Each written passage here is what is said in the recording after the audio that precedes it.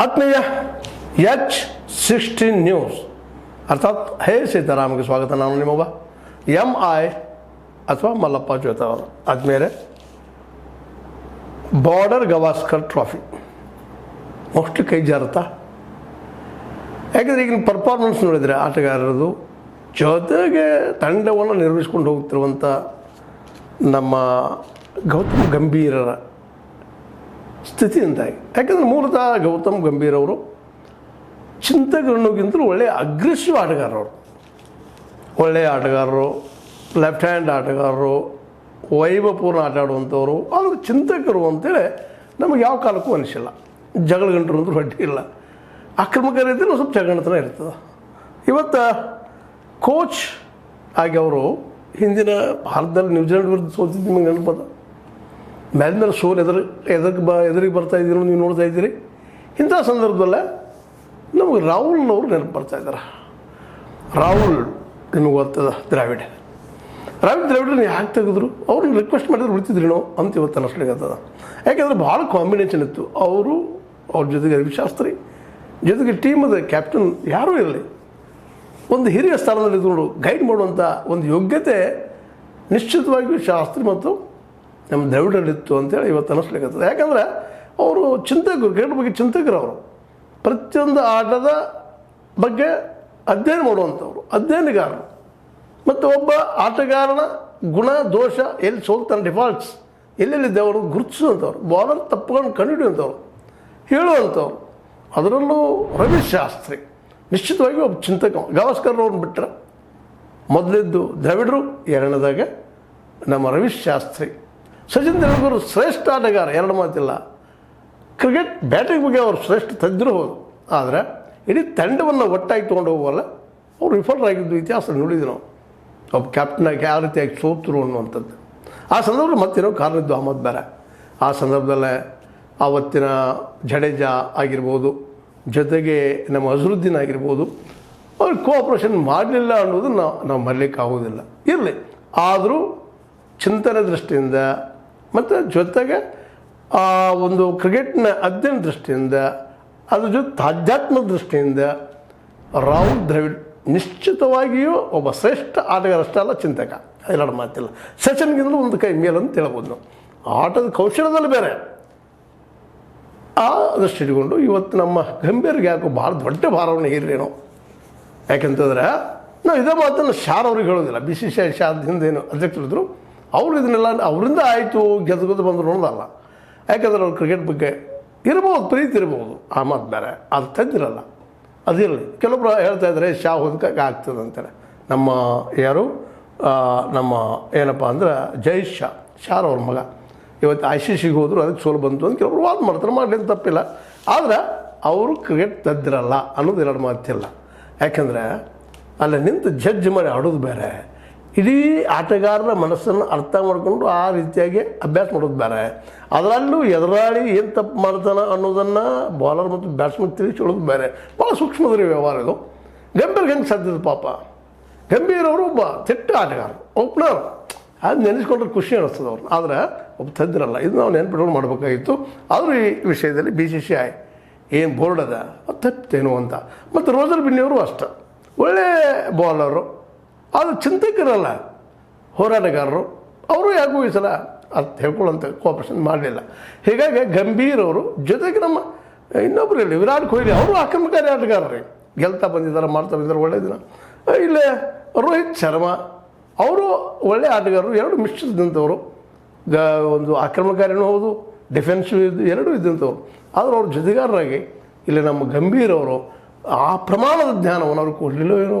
ಆಟಗಾರನ ತಿಳ್ಕೊಂಡ್ರು, ಅವ್ರು ಹೊಂದಾಣಿಕೆ ಮಾಡ್ಕೊಂಡು ಮತ್ತು ಮೇಲ್ಮೇಲೆ ಚೇಂಜಸ್ ಮಾಡಬಾರ್ದು ಟೀಮ್ನಲ್ಲೇ. ಆಟಗಾರನ ಮನುಷ್ಯನ ಪ್ರಭಾವ ಆಗ್ತದೆ, ಪರಿಣಾಮ ಬೀರ್ತದೆ. ನಾಳೆ ಹೆಂಗೆ ಬೀಳ್ತೀನೇನೋ ಅಂತ ಭಯ ಬರ್ಲಿಕ್ಕತ್ತದ. ಅದಕ್ಕೆ ಮನುಷ್ಯ ಫ್ರೀ ಇರಬೇಕು. ಫ್ರೀ ಇರೋ ಜೊತೆಗೆ ಯಾವುದೇ ಸಮಸ್ಯೆನ ಎದುರಿಸುವಂಥ ಶಕ್ತಿ ತಾನಾಗಿ ಬರ್ತದೆ. ಇವತ್ತು ನಮ್ಮ ಆಟಗಾರರಲ್ಲಿ ಯಾರು ಬೆಂಚ್ ಬರ್ಕೊಳ್ತಾರೋ, ಯಾರು ಆಟಕ್ಕೆ ಬರ್ತಾರೋ ಅನ್ನೋದು ಗ್ಯಾರಂಟಿ ಇಲ್ಲ. ಯಾಕೆ ಇದಕ್ಕೆ ಉದಾಹರಣೆ ಒಂದು ರೆಡ್ಡಿ ಅವರು ಆಡಿದ್ರು ಮೊನ್ನೆ. ಇಂಥ ಸಂದರ್ಭದಲ್ಲಿ ಆಟ ಮಾಡಿ ಪ್ರಯೋಗ ಮಾಡೋದು ಉತ್ತಮನ. ಆದರೆ ಒಂದು ವಿದೇಶಿ ನೆಲದಲ್ಲೇ ಅದು ಒಂದು ಬಲಿಷ್ಠವಾದ ಆಸ್ಟ್ರೇಲಿಯಾದ ಎದುರಾಗಿ ಆಡುವಲ್ಲೇ ಇಂಥ ಪ್ರಯೋಗಗಳು ಮೇಲ್ಮೇಲೆ ಸರಿಯಲ್ಲ. ಜೊತೆಗೆ ವಿಫಲರಾಗೋ ಬಂದ ರೋಹಿತ್ ಶರ್ಮಾ ಅಂತ ಬೆಂಚ್ ಮೇಲೆ ಕೊಡಬೇಕಾಗಿತ್ತು. ಗಿಲ್ ಅವ್ರು ಕೊಡಬೇಕಾಯ್ತು ಅವಕಾಶನ, ಅಥವಾ ನಮ್ಮ ವಿರಾಟ್ ಕೊಹ್ಲಿ ಅವರಾದರೂ ಹೆಚ್ಚು ಕೊಡ್ಬೇಕಾಯ್ತು. ಏನು ದೊಡ್ಡ ಆಟಗಾರ ಇದ್ರೆ ಎಲ್ಲ ಕಾಲಕ್ಕೆ ದೊಡ್ಡದಾಗಿ ಆಡ್ತಾರಂತಲ್ಲ, ಸ್ಟಾರ್ ಇದ್ರೆ ಅದಕ್ಕೆ ಇದಾಗಬೇಕಂತಿಲ್ಲ. ಸ್ಟಾರ್ ಇದ್ದರೂ ಕೊಡಬೇಕು ಅನ್ನೋಂಥ ಮಾತಿಲ್ಲ. ಅವ್ರು ಸ್ವತಃ ತಿಳ್ಕೊಬೇಕಿದ್ದಾನೆ, ಇನ್ನೊಬ್ರು ಹೇಳ್ಕೊತಾರೆ. ಯಾಕೆ ಸ್ವತಃ ತಜ್ಞರಿದ್ದಾರೆ, ಅನುಭವ ಅದು ಎಲ್ಲ ಅನ್ನೋದಲ್ಲ. ಹಿಂಗಿದ್ದಕ್ಕೆ ಕಾರಣ ಏನಪ್ಪ ಅಂತಂದ್ರೆ ಇದೆಲ್ಲರ ಒಟ್ಟು ವೈಫಲ್ಯ. ಒಂದನೇದಾಗಿ ಆಟಗಾರರ ವೈಫಲ್ಯ. ರೋಹಿತ್ ಶರ್ಮಾ ಒಬ್ಬ ಕ್ಯಾಪ್ಟನ್ ಆಗಿ, ಮುಖ್ಯಸ್ಥನಾಗಿ ಯಾವ ಡಿಸಿಷನ್ ತೊಗೊಳ್ಬೇಕು ಅನ್ನೋದ್ರಿಂದ ಅವ್ರು ಹೇಳಿದ್ರು ಕೇಳಲಿಲ್ಲ ಅನ್ನೋದು ಮಾತು ಕೇಳಿ ಬರ್ತಾವೆ. ಡ್ರೆಸ್ಸಿಂಗ್ ರೂಮಲ್ಲಿ ಎಲ್ಲ ಹೇಳಿದಂಗೆ ಇರಲಿಲ್ಲ ಅನ್ನೋ ಮಾತುಗಳು ಕೇಳಿ ಬರ್ತಾಯಿದ್ದಾವೆ. ಈ ಎಲ್ಲ ನೆಲೆಯಲ್ಲಿ ಈ ವೈಫಲ್ಯಕ್ಕೆ ಕಾರಣ ಮೂಲತಃ ಕೋಚ್ ನಮ್ಮ ಗಂಭೀರ್ ಅವರು. ಯಾಕಂದ್ರೆ ಆ ಶಬ್ದಕ್ಕೆ ಒಂದು ರೀತಿ ಅಪವಾದ ಇದ್ದಂಗೆ. ಅವರ ಆಟ ಹೌದು ಆಟಗಾರ ಅದು ನಿಶ್ಚಿತ, ಆದರೆ ಎದುರಾಳಿ ದೋಷಗಳನ್ನು ಕಂಡುಹಿಡಿಯುವಲ್ಲ. ಆವಾಗ ಅವ್ರು ಬಾಲರ್ಗಳು ಮಾಡುವ ತಪ್ಪುಗಳ ಮೇಲೆ ಜೊತೆ ನಮ್ಮ ಬ್ಯಾಟ್ಸ್ಮನ್ ಮಾಡುತ್ತಿರೋ ತಪ್ಪುಗಳ ಮೇಲೆ ಕಾನ್ಸಂಟ್ರೇಟ್ ಮಾಡಿ ಗೈಡ್ ಮಾಡಬೇಕಾಗ್ತದೆ. ಹುಡುಗಾಟ ಅನ್ನೋದು. ಯಾಕಂತಂದ್ರೆ ಅಂತಾರಾಷ್ಟ್ರೀಯ ಮಟ್ಟದಲ್ಲಿ ಹೋಗಿ ನಿಂತುಕೊಂಡು ಇನ್ನೊಬ್ರಿಗೆ ಹೇಳಿ ಇದೇ ರೀತಿ ಆಡಪ್ಪ ಅಂತ ಕಲಿಸುವಂಥದ್ದು, ಅಥವಾ ನೈಸರ್ಗಿಕವಾಗಿ ಆಡಲಿಕ್ಕೆ ಬಿಡಬೇಕಾಗ್ತದೆ ಕೆಲವೊಮ್ಮೆ. ಅದೆಲ್ಲ ತಿಳ್ಕೊಬೇಕಾದಂಥ ಶಕ್ತಿ ಯಾರಲ್ಲಿತ್ತಪ್ಪ ಅಂದ್ರೆ ರಾಹುಲ್ ದ್ರಾವಿಡರಲ್ಲಿತ್ತು. ಇನ್ನಷ್ಟು ದಿವಸ ರಾಹುಲ್ ದ್ರಾವಿಡ್ ಮಾಡುವಷ್ಟು ಶಕ್ತಿ ಅವರಲ್ಲಿತ್ತು. ಒಂದು ಕ್ಯಾಪ್ಟನ್ ಆಗಿ ಅನ್ನೋಕ್ಕಿಂತಲೂ ನಮ್ಮ ಕೋಚ್ ಆಗಿ ಅಷ್ಟು ಅವರಲ್ಲಿ ಮೆರಿಟ್ ಇತ್ತು. ಅವರನ್ನು ಅವರಾಗಿ ಬಿಟ್ಟರು, ಅವ್ರು ತೆಗೆದು ಹಾಕಿದ್ರು, ಅಲ್ಲಿ ಏನು ನಡೀತದೆ ಗೊತ್ತಾಗೋದಿಲ್ಲ. BCCI ಇದ್ದಾಗ BCCI ಅಂತ ತನ್ನದೇ ಒಂದು ಕೂಟ ಅದು ಮನುಷ್ಯ ಬಂದಂಗೆ ಮಾಡ್ತಿರ್ತದೆ, ಅದಕ್ಕೆ ತನ್ನದೇ ವ್ಯಾಖ್ಯಾನ ಕೊಡ್ತಿರ್ತದೆ. ಆ ಮಾತು ಬೇರೆ ಕೊಳ್ಳಿ ಅವ್ರ ಅಭಿಪ್ರಾಯಗಳು. ಆದರೆ ಈ ವಿಷಯದಲ್ಲೇ ಗಂಭೀರ್ ಅವರು ನಮ್ಮ ರಾಹುಲ್ ದ್ರಾವಿಡರ ಮಟ್ಟದ ಒಬ್ಬ ಚಿಂತಕರು ಅಲ್ಲ ಮತ್ತು ತಜ್ಞರು ಅಲ್ಲ, ಜೊತೆಗೆ ಅವರು ಬ್ಯಾಟ್ಸ್ಮನ್ಶಿಪ್ದಲ್ಲೇ ನಮ್ಮ ರಾಹುಲ್ ದ್ರಾವಿಡರು ಇವ್ರಿಗಿಂತಲೂ ಯಶಸ್ವಿ. ಅವರು ಎರಡರಲ್ಲೂ ಒಂದು ಪರಿಣಿತರು, ಡಿಫೆನ್ಸಿವಲ್ಲಿ ಮತ್ತು ಅಟ್ಯಾಕ್ ಎರಡೂದ್ರಲ್ಲ. ಇಂಥ ಒಂದು ವ್ಯಕ್ತಿತ್ವ ಅವರಲ್ಲಿತ್ತು. ಅದು ಇಲ್ಲೇ ನಾವು ನೋಡ್ತಾ ಇದ್ದೀವಿ ನಿರಂತರವಾಗಿ ಅವ್ರ ಗೆಲುವು. ಮತ್ತು ಟೀಮ್ ಕಟ್ಟಿದ್ದು ಸಾಣದಲ್ಲ. ಟೀಮ್ ಕಟ್ಟಿ ಆದಷ್ಟು ಸೋಲಾರದ ಮುಂಚೆಕೊಂಡು ಬರುವಂಥದ್ದು. ಅದರಲ್ಲೂ ಆಕ್ರಮಣಕಾರಿಯಾದಂತಹ ವಿರಾಟ್ ಕೊಹ್ಲಿ ಆಗಿರ್ಬೋದು, ಅಥವಾ ರೋಹಿತ್ ಶರ್ಮಾ ಅವರಾಗಿರ್ಬೋದು, ಇನ್ನಾರು ಆಗಿರ್ಬೋದು, ಅವ್ರನ್ನೆಲ್ಲ ವಿಶ್ವಾಸ ತೆಗೆದುಕೊಂಡು ತಿಳಿಸಿ ಹೇಳಿ ಮತ್ತು ಅವ್ರಿಗೂ ಒಂದು ಗೌರವ ಇತ್ತು ಇವ್ರ ಬದಲಾಗಿ. ಇದು ಭಾಳ ಮಹತ್ವದಿರ್ತದೆ. ನಾವು ಬಂದು ಎದುರಿಗೆ ಹೇಳುವಂಥ ವ್ಯಕ್ತಿ ದೊಡ್ಡದಿರಬೇಕು. ಅವ್ರು ಹೇಳುವಂಥ ಸಲಹೆ ಸೂಚನೆಗಳು ಒಂದು ರೀತಿಯಿಂದ ಮಾರ್ಗದರ್ಶಕವಾಗಿರಬೇಕು. ಗಂಭೀರಕ್ಕಿಂತಲೂ ಹೆಚ್ಚು ದೊಡ್ಡ ಆಟಗಾರರು ಇವರಿಬ್ಬರು ಇದ್ದಾರೆ, ರೋಹಿತ್ ಶರ್ಮಾ ಮತ್ತು ವಿರಾಟ್ ಕೊಹ್ಲಿ. ಇವರೇ ನಮಗೆ ಹೇಳ್ತಾರೆ ಅನ್ನೋಂಥ ಭಾವ ಅವರಲ್ಲೂ ಇರ್ಬೋದು. ಹೀಗಾಗಿ ಎಲ್ಲೋ ಅಡ್ವರ್ಟಾಗಿ ಇವತ್ತು ಭಾರತ ಟೀಮ ಟೆಸ್ಟ್ ಚಾಂಪಿಯನ್ಶಿಪ್ದಿಂದ ಹೆಚ್ಚು ಕಡಿಮೆ ಹೊರಗೆ ಹೋಗ್ತದೆ ಅನ್ನೋಂಥ ವಾತಾವರಣ ನಿರ್ಮಾಣ ಆಗಿದೆ. ಈಗಂತೂ ಇನ್ನೊಂದು ಟೆಸ್ಟ್ ಉಳಿದದ. ಆ ಟೆಸ್ಟ್ನಲ್ಲಿ ಇದು ನಿಜವಾಗಿಯೂ ಭಾರತದ ಟೆಸ್ಟ್ ಅಲ್ಲ, ಗಂಭೀರವ್ರ ಟೆಸ್ಟ್. ಈ ಟೆಸ್ಟ್ನಲ್ಲಿ ಸೋತರು. ಅದರ ನಂತರ ಚಾಂಪಿಯನ್ಶಿಪ್ ಟ್ರಾಫಿ ಅದ, ಅದರಲ್ಲೂ ಸೋತರು. ನಿಶ್ಚಿತವಾಗಿ ಅದರ ಹೊಡೆತ ಈ ಗಂಭೀರ್ ಅವ್ರಿಗೆ ಬಿಡೋದ್ರಲ್ಲಿ ಎರಡು ಮಾತಿಲ್ಲ. ಅದ್ರ ಜೊತೆಗೆ ಇದ್ರ ಹೊಡೆತ ಈವನ್ ರೋಹಿತ್ ಶರ್ಮಾ ಮೇಲೆ ಬಿಡ್ಬೋದು, ವಿರಾಟ್ ಕೊಹ್ಲಿ ಅವ್ರ ಮೇಲೂ ಬಿಡ್ಬೋದು. ಯಾಕಂತಂದ್ರೆ ಅವರು ವಿಫಲ ಆಗ್ತಾಯಿದ್ದಾರೆ. ಹೊಸ ಹುಡುಗರಿಗೆ ಅವಕಾಶ ಹೋಗುವಂಥ ಒಂದು ಚಾನ್ಸಸ್ ನಿರ್ಮಾಣ ಆಗ್ಬೋದು. ಅಂದ್ರೆ ನಾನು ಹೇಳೋ ಉದ್ದೇಶ ಏನಪ್ಪ ಇಲ್ಲ ಅಂತಂದ್ರೆ, ಈಗ ಈ ನಡೆಯುತ್ತಿರುವಂತಹ ಈ ಗವಾಸ್ಕರ್ ಬಾರ್ಡರ್ ಟ್ರಾಫಿ ಗಂಭೀರರಿಗೆ ಇದು ಮೋಸ್ಟ್ಲಿ ಅಂತಿಮ ಟೆಸ್ಟ್ ಪರೀಕ್ಷೆ ಆಗ್ಯದ. ಇದರಲ್ಲಿ ಅವ್ರು ಪಾಸ್ ಆಗ್ತಾರೋ ಇಲ್ಲೋ, ಟೀಮ್ ಗೆಲ್ಲಿಸಿದರೆ ಮಾತ್ರ ಪಾಸ್ ಅನ್ನುವಂಥ ನಮ್ಮಲ್ಲಿ ಇದ್ದಂಥ ಭಾವನೆಗಳಿದ್ದಾವೆ. ಅಂದಮೇಲೆ ನಾವು ಯಾರೂ ಇರಲಿ ಜಗದಲ್ಲಿ, ಯಾವುದೇ ಟೀಮ್ ಇರಲಿ, ಆಸ್ಟ್ರೇಲಿಯಾ ಟೀಮ್ ಇರಲಿ, ಇಂಗ್ಲೆಂಡ್ ಟೀಮ್ ಇರಲಿ, ಯಾವುದೋ ಮತ್ತೊಂದು ಟೀಮ್ ಇರಲಿ, ಸೋಲನ್ನು ಯಾರೂ ಬಯಸೋದಿಲ್ಲ.